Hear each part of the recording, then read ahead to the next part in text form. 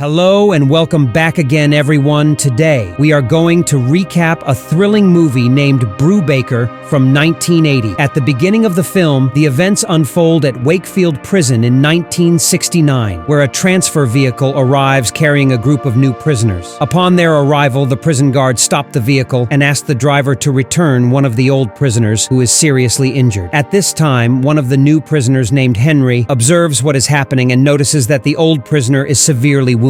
Through his observation, Henry realizes that this prisoner works in the prison. As the new prisoners enter the building, the guards take them to a barber to have their hair cut. When it's Henry's turn, the barber is given money to cut his hair the way he wants. Afterward, the prisoners are directed to the room where they will sleep. Henry notices that an old prisoner named Woody is taking money from the prisoners in exchange for giving them good sleeping spots, while those who do not pay are forced to sleep on the floor with just a blanket. At the same time, a group of prisoners is gathered in a room with a TV and a pool table. They are the ones responsible for maintaining order inside the prison. The highest-ranking prisoner among them is named Jimmy, who talks to another prisoner responsible for torturing others named Eddie. Jimmy asks Eddie to teach the new prisoners the prison rules. Eddie then goes to an old prisoner named Bobby and beats him in front of the new prisoners to scare them and make them realize that those who do not follow orders will be dealt with in the same way. The next day, the prisoners are taken out to work on repairing and cultivating the land surrounding the prison. Henry watches a prisoner named Bullen arguing with another prisoner, but the guards do not intervene because Bullen is a prisoner in charge of certain matters inside the prison. He is allowed to beat the other prisoner with the guards' approval. After work, the prisoners return to the prison to eat. Henry notices that some prisoners are selling clean food different from the prison food. However, when he tries to buy a meal, he finds that Bullen has taken the last one, leaving Henry no choice but to eat the regular prison food. However, after seeing insects in the food, he is disgusted and does not eat. After some time, Henry starts working in the prison's wood factory with other prisoners, which is run by a man named Paolo. While they are working, Jimmy enters and takes Henry and a group of prisoners outside with him. When Paolo protests and asks Jimmy to leave the prisoners to finish their work, Jimmy tells him that he needs them for other tasks, as the rest of the prisoners are busy elsewhere at this moment. Henry realizes that the prisoners are being rented out to factory owners for work, and the guards take the money in exchange for that. Later, Henry works in the execution room inside the prison and hears a prisoner named Walter screaming. As Walter grabs Bullen by the neck and threatens the guards, Walter demands that his request be met and that he be treated with respect. Henry goes to talk to him, telling him that he is the new warden and that he will meet his demands if he releases Bullen. Walter releases him, although he is not convinced by Henry's words since the latter is wearing prisoner clothes. Henry explains that he was wearing prisoner clothes to deceive the guards. After releasing Bullen, Walter is tricked and locked up again. Henry then heads to the warden's office and tells him that he is the new warden who has come to replace him. Henry presents all the documents proving his identity as the new warden, which convinces the old warden, and he collects his belongings and leaves the prison. The next day, Henry gathers the prisoners and tells them that there will be no more torture, but anyone who tries to escape will be killed. He also informs them that the injustice and corruption that were happening in the prison will no longer continue. One day, a committee from the prison administration arrives to discuss the prison's management with Henry, and they tell him that they will contact him in a week to follow up on the progress. Meanwhile, Henry speaks with the former deputy warden Renfro and asks him about the injured prisoner. Renfro tells him that the prisoner was transferred to the prison hospital. Henry requests sunglasses for the prisoners who had been held in dark cells so they can adjust to the light when they are released. Later, Henry sits with Bolin and reads his file, discovering that Bolin had a twin brother who died in a railway accident. Bolin tells Henry that the same people who killed his brother are the ones who got him into prison. Henry offers Bolin the responsibility of managing the prison's car yard. Bolin is surprised by this offer because he had been one of the old guards in the prison. In the end, Henry sits with the former warden to gather information about the prison lands and the crops they produce, and is shocked to learn that the land yields good crops despite the prisoners being hungry. Later, Henry receives a phone call and is surprised to find it is from Combs. Combs informs him that the roof of the prisoner's room has collapsed due to the strong storm. Henry immediately rushes to the scene, discovering that the roof had fallen on a large number of prisoners, causing serious injuries. Henry personally helps the injured prisoners, pulling them out from under the wooden debris. Afterward, Henry calls the prison administration to request an ambulance, but they tell him that it will arrive in an hour. Frustrated, Henry hangs up the phone and tries to treat the injured prisoners himself. He notices that the prison doctor is not interested in treating the injured and even gets angry with them. As a result, Henry fires the doctor and appoints the doctor's assistant, Zaraska, to take care of the injured, until another doctor arrives. As time passes, Henry begins inspecting the prison storage rooms and discovers that the food storage is empty. He asks Renfro about the food shipment that arrived a week ago, but Renfro doesn't know where it went. He suggests that the prisoners in charge may have consumed the food. Later, Henry enters his office to find Paolo sitting in his chair. Paolo informs him that Renfro called him to repair the collapsed roof and asks Henry to sign papers related to the repair costs. Henry refuses to sign and tells Paolo that he is obligated to repair the roof at no cost because he is responsible for the defects that caused the collapse. Paolo agrees on the condition that the prisoners return to work in his factory,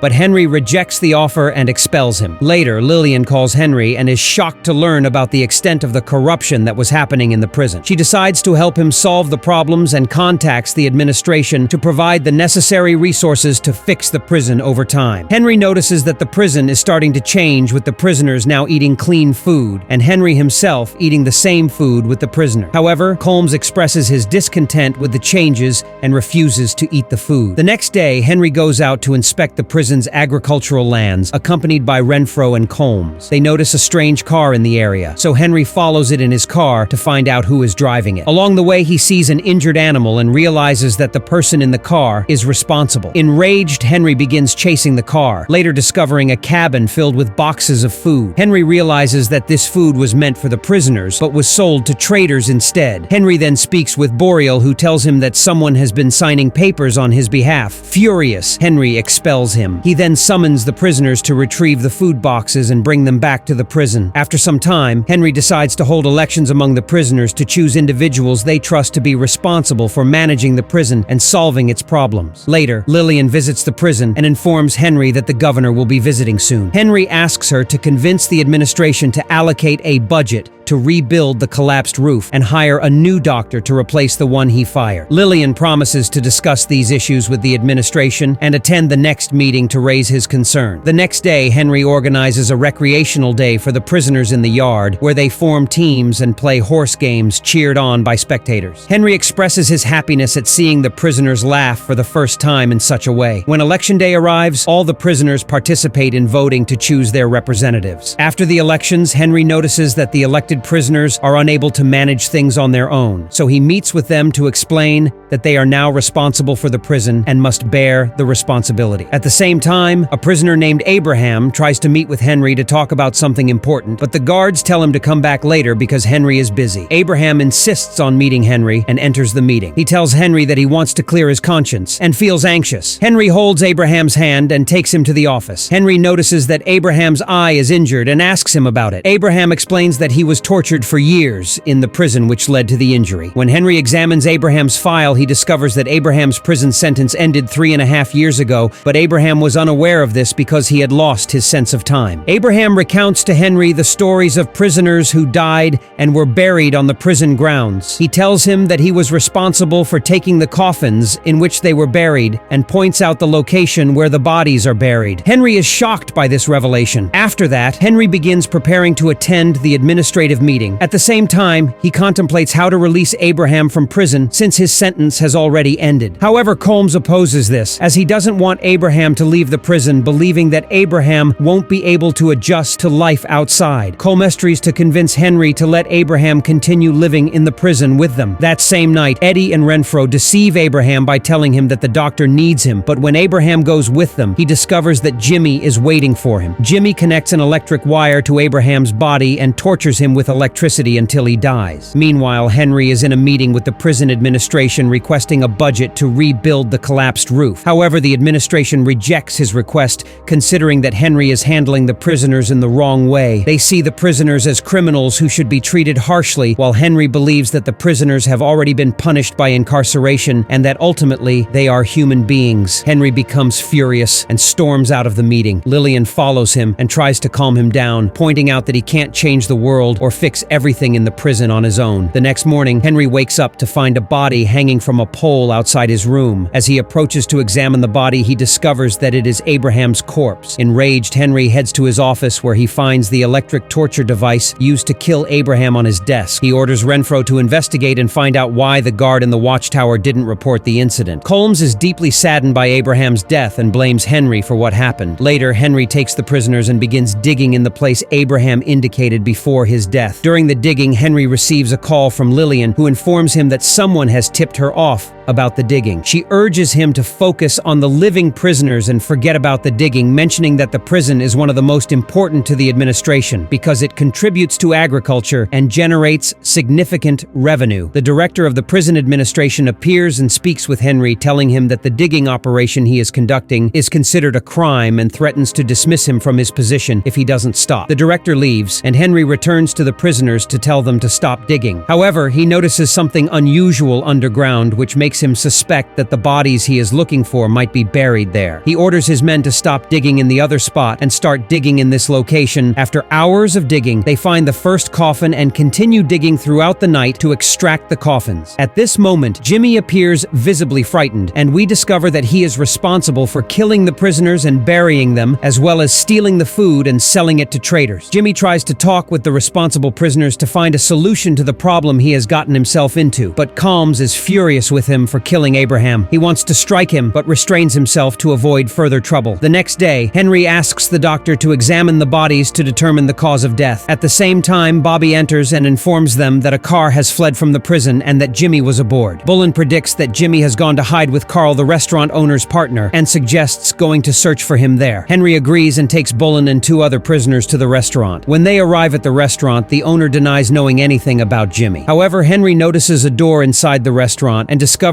that it leads to Carl's house. He opens the door to search for Jimmy and asks Bullen to stand by the other door to prevent Jimmy from escaping. At that moment, Jimmy is hiding with a gun in hand, trying to escape through the door where Bullen is standing. But when he exits, he is surprised to find Bullen in front of him. Jimmy points the gun at Bullen and shoots him. At the same moment, Henry comes from behind Jimmy and shoots him, killing him. Henry rushes to try and save Bullen, but he finds that Bullen has already died. Sometime later, the prison administration holds a meeting to decide to remove Henry from his position and appoint a new warden who will follow their instructions. When Henry enters the meeting to speak with them, he is immediately dismissed. Lillian follows him once again, trying to convince him that she supports him but cannot help him because of her job. Henry, however, dismisses her words, considering her as corrupt as the rest of the administration. He leaves the prison to pack his belongings. At the same time, the new warden arrives at the prison and speaks with the prisoners about the new system that will be implemented. While Henry is preparing to leave the prison, he meets Colm, who tells him that although he didn't like him at first, he later realized that Henry was right. Henry smiles at him and prepares to get into his car. Colm claps deliberately to attract the attention of the prisoners. In the end, the prisoners notice Henry and leave the new warden, heading toward Henry to greet him and applaud as he gets into his car and leaves the prison, ready to start a new life away from everything that happened in the prison. 2 years after Henry Brubaker was fired, 24 inmates led by Colm brought suit against Wakefield Prison. The court ruled that the treatment of prisoners at Wakefield was unconstitutional and ordered the prison be reformed or closed. The governor was not re-elected,